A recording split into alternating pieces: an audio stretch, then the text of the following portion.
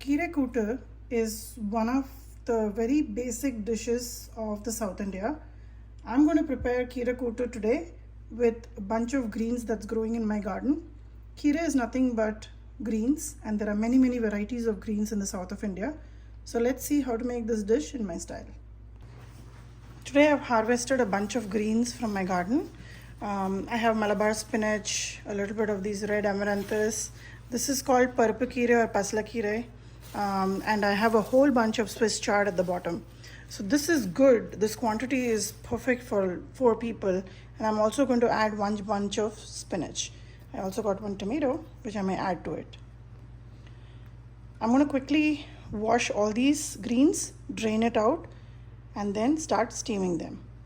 In my house, usually I'll just empty out the sink, fill it up, and just dump all the greens in here.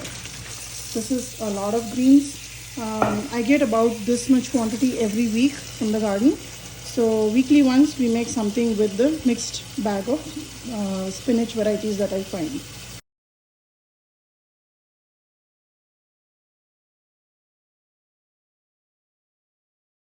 All my greens are now clean. I am going to just give it a rough chop and start steaming them.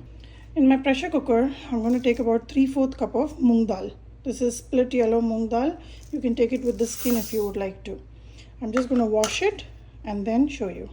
I washed the dal and now I'll show you how much water I add. So about 3/4 cup, I'm just going to add about 1.5 cups of water. This is for moong dal because it cooks really quick. And with this amount of water, you can avoid any spewing and your countertop or stove top getting dirty. To this, I will add a little bit of turmeric and few granules of asafoetida, hing. If you don't have these, you can just add some powder. So about this much. I'm going to close the lid and put it in the gas stove to take 1 pressure whistle. That's good enough. A faster way to cook the dal is just don't put the lid right away. Let it come to a rolling boil and then put the lid, and in 1 pressure whistle your dal will be cooked. Along with this dal, add about 3 cloves of garlic. This is totally optional. I'm just adding it because it just enhances the taste. At this stage, when it is just starting to boil, just give it 1 mix and close the lid. It will take only 1 pressure whistle to get this dal cooked. I've turned off the gas and let it naturally pressure release. Meanwhile, in my earthen pot here, I'm going to put all the spinach varieties. I'm going to roughly chop them and put it in here and start steaming them.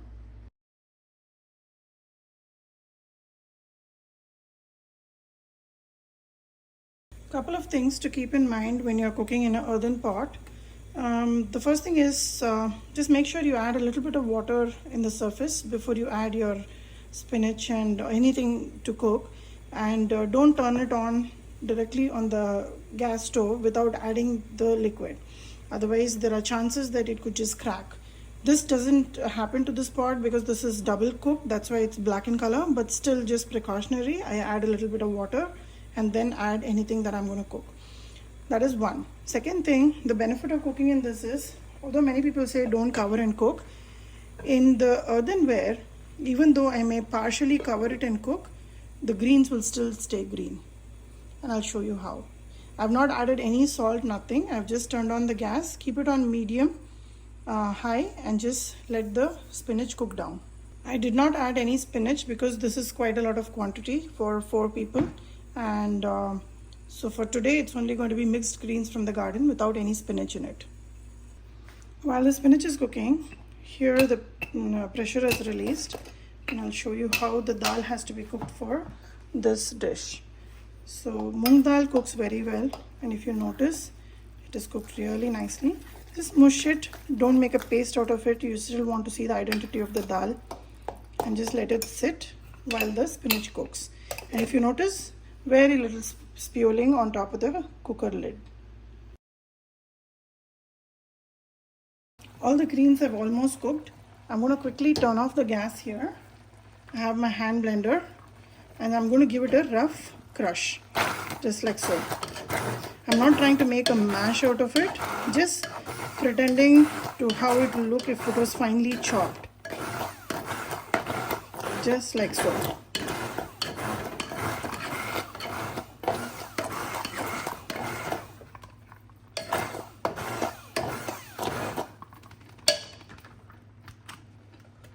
Once this is done, again turn on the gas, and I'm going to evaporate the water just a little bit. And this consistency is perfect for me to make the Keerai Kuttu. Keerai is a general term used for all kind of greens, and there are many varieties of greens in the south of India. I am just using a blend of whatever grew in my garden today. My kitchen is extremely fragrant because the Swiss chard, when it cooks, it gives out a fragrance just like spinach. And unless you try it, you'll never know what I'm saying. While cooking spinach, never add any salt, because you may start off with the whole pot and then it will wilt down to just about 1/4. So wait till the spinach is cooked down and then you add the dal, and once you know the final quantity, then you can add salt. And the spinach in general, in the greens in general, have a lot of natural salt in them. So the dishes made with greens do not require a lot of salt. So always be careful when you are adding. You can always add more if you feel it is less, but don't just add in the beginning itself. At this stage, I'm going to start adding the dal to the greens. There's a little bit of water in the greens, which is fine. I'm making it like a kuttu today, I'm not making it like a mash. So this consistency will be perfect. I'm just going to use about 1/4 cup of water and rinse out the pressure cooker and pour that water in here.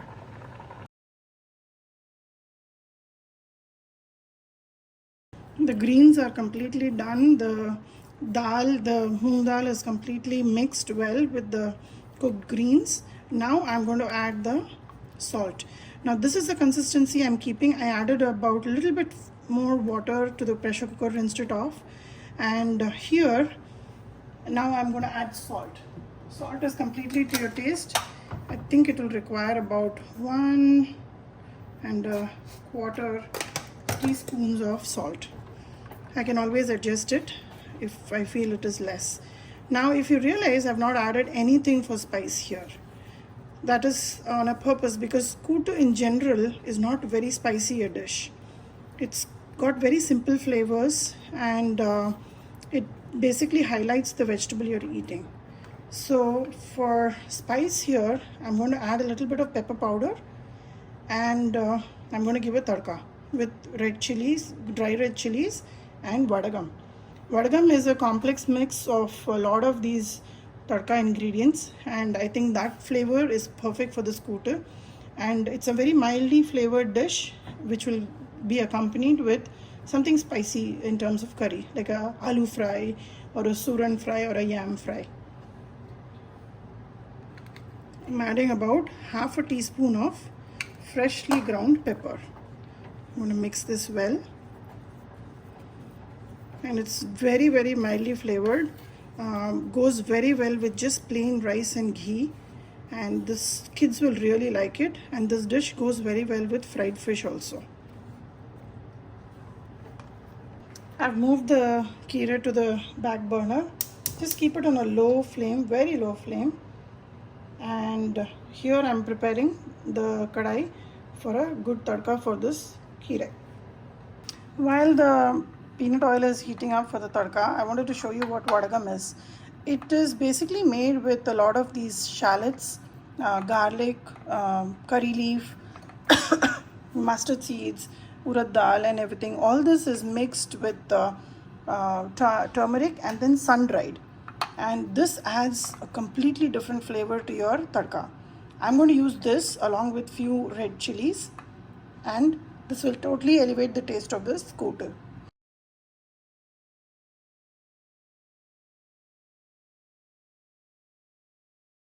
Keerai kuttu is ready to serve. Serve this with just plain rice and ghee. It's a very well balanced meal for children, very rich in fiber, iron, and proteins.